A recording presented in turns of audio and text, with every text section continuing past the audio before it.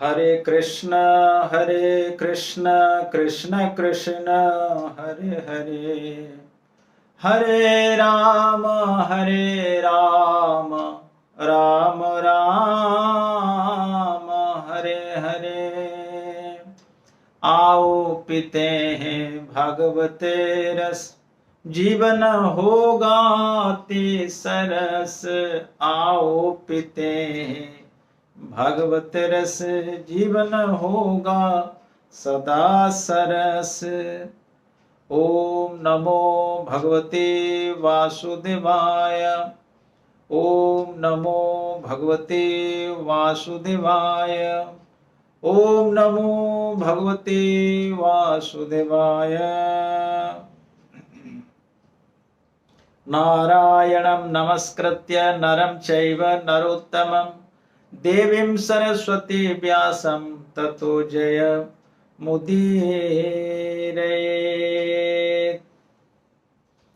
हरे कृष्णा। मित्रों, भक्तों, जीवन की सभी समस्याओं का समाधान श्रीमद् भागवत, संसार को मार्गदर्शन देने वाला ग्रंथ वो है श्रीमद् भागवतम। श्रीमद् भागवतम वेदव्यास के अंतिम कृति है और इसे परमहंस संहिता भी कहते हैं। इस परमहंस संहिता का प्रारंभ होता है 6 प्रश्नों से। प्रश्न क्यों पूछा गया, इसका महत्व अतिशय है। मित्रों, जीवन में आप सभी देख सकते हैं, सभी का अनुभव है, हमारा ये जीवन प्रश्नों उत्तर से भरा हुआ है। बचपन में जब मातृ गर्भ से एक शिशु का जन्म होता है, वो कुआ कुआ कहकर जन्म लेता है। इसका अर्थ होता है क्व अहम, मैं कौन हूं, कहां से आया, मुझे क्या करना है। प्रश्न पूछते ही बस संपूर्ण जीवन उनका प्रश्न उत्तर में ही बीत गया, पर ना कहीं शांति मिली, ना कहीं उसको सुख मिला। महान दुख से आया और महान दुख से गया। कुछ लोग होते हैं जो जीवन के लक्ष्य को प्राप्त करके अंतिम गति को प्राप्त होते हैं बड़े सुखपूर्वक। परिवार से लेकर समाज, विद्यालय और तुम्हारे चिकित्सालय, औषधालय, प्रेक्षालय, कोई भी आलय, पुस्तकालय, कहीं भी चले जाओ, जीवन में प्रश्न ही प्रश्न है। परिवार में प्रश्न उत्तर, क्या हो रहा है, क्या नहीं हो रहा है, कहाँ जाना, क्या करना, बस प्रश्न उत्तर। संपूर्ण जीवन अवधि आप देखो, प्रश्न उत्तर, एक दूसरे के संवाद ही है।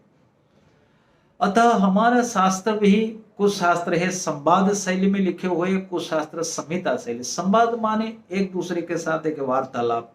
भगवान श्री कृष्ण और गीता जो अर्जुन से वार्तालाप है, वो उन्हें गीता कहते हैं, वो संवाद है। भगवान ने अंत में कहा है, पार्थ, ये संवाद का जो अध्ययन करता है वो ज्ञान यज्ञ से मेरी पूजा करता है। उसी प्रकार श्रीमद् भागवत भी एक संवाद है। किन किन के संवाद है? अनेक संवाद है। इसमें कई मुख्य संवाद है, जैसे श्री कृष्ण उद्धव संवाद, शुक परीक्षित संवाद, सूत सौनक संवाद, मैत्रेय विदुर संवाद, युधिष्ठिर नारद संवाद, गोपी उद्धव संवाद, अनेक अनेक छोटे मोटे संवाद है, लेकिन ये 4-5 संवाद बहुत ही प्रमुख है। भक्तों, श्रीमद् भागवत का प्रारंभ होता है प्रश्न से। 6 प्रश्नों से श्रीमद् भागवत का प्रारंभ होता है। कहां प्रश्न किए गए?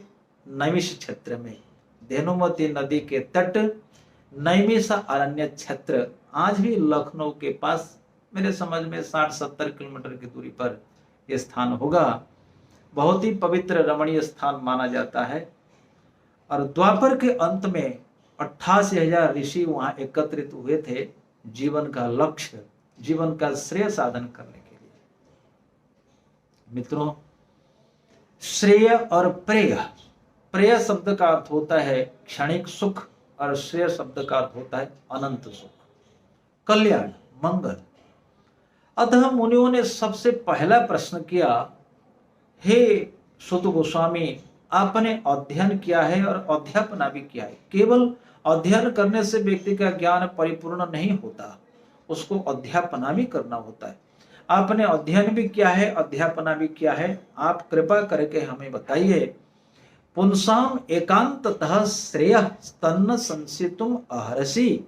हमें बतलाइए कि प्रत्येक जीव का, जीव मात्र का मंगल कल्याण किस में है, क्या है उनके जीवन का लक्ष्य, श्रेय क्या है। प्रथम प्रश्न। दूसरा प्रश्न है, अनंत शास्त्र है, अनेक महात्मा है, अनेक साधु है, हम मानेंगे कैसे, और हमारे लिए प्रमाण है शास्त्र। आप बताइए सभी शास्त्रों का सार क्या है, अर्थात सभी शास्त्र किस मार्ग से उस लक्ष्य तक पहुंचने के लिए हमें परामर्श देते हैं। भूरिणी भूरि कर्माणि सुतव्यानि विभागशः, सुताख्या ही सारम यत् सारम, ऐसा शास्त्र में है कि अतः साधोत्र यत् सारम समुद्रत्य मनीषया। आपकी बुद्धि से जो आपने निर्णय किया है बताइए। ब्रूहिण श्रद्धानानम येनात्मा संप्रसिद्धति। उस मार्ग का अवलंबन करने मात्र से जीवन प्रसन्न हो जाए। मित्रों, ऐसा प्रश्न करो। जीवन में अनेक प्रश्न किया केवल दुख है, पर ऐसा प्रश्न है जिससे जीवन कृत्य कृत्य हो जाता है और कुछ प्रश्न पूछने की बाकी नहीं रह जाता। वो क्या है? यत्कृत कृष्ण संप्रश्न येनात्मा संप्रसिद्धति। कृष्ण के बारे में जब कोई व्यक्ति प्रश्न करने लगता है, बस जीवन का वो अंतिम प्रश्न होता है। प्रश्न करने वाला परितृप्त होता है, उत्तर देने वाला परितृप्त होता है, कृत्य कृत्य हो जाता है, और सुनने वाले परम परम आनंद को प्राप्त होते हैं। इसलिए कृष्ण प्रश्न में ही अंतिम उतार है, अंतिम समाधान। अतः मित्रों, दो प्रश्न हो गए। जीवात्मा संबंधी श्रेय क्या है, कल्याण क्या है, और श्रेय प्राप्ति का उपाय क्या है, अर्थात शास्त्र सारम। तीन प्रश्न किए गए श्री कृष्ण संबंधी। तृतीय प्रश्न, सुत जानासि भद्रम ते भगवान सात्वतम पति ही देवक्याम वसुदेवस्य जातो यस्य चिकीर्षया। किन कारणों से, किस प्रयोजन से भगवान श्री कृष्ण का अवतरण देवकी के गर्भ से हुआ था। चौथा प्रश्न है, भगवान श्री कृष्ण इस धराधाम में आकर कौन कौन सी लीला की, उनके लीलाओं का विस्तार से वर्णन करिए। और पांचवा प्रश्न है, श्री कृष्ण के कितने अवतार हुए, उन अवतारों का विस्तार से वर्णन करिए। और छठा प्रश्न है, धर्म संबंधी, श्री कृष्ण संबंधी 3, जीवात्मा संबंधी 2 और धर्म संबंधी। क्योंकि श्री कृष्ण, जीव और धर्म ये तीनों ही है, त्रिपुटी ही है। जीवात्मा जो करता है वही धर्म है श्री कृष्ण प्राप्ति के लिए, अर्थात श्री कृष्ण भक्ति ही धर्म है।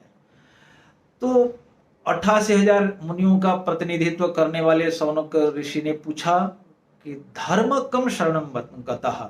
श्री कृष्ण जब धराधाम छोड़ करके अपने धाम चले गए तो धर्म ने मित्रों किसकी शरण ली?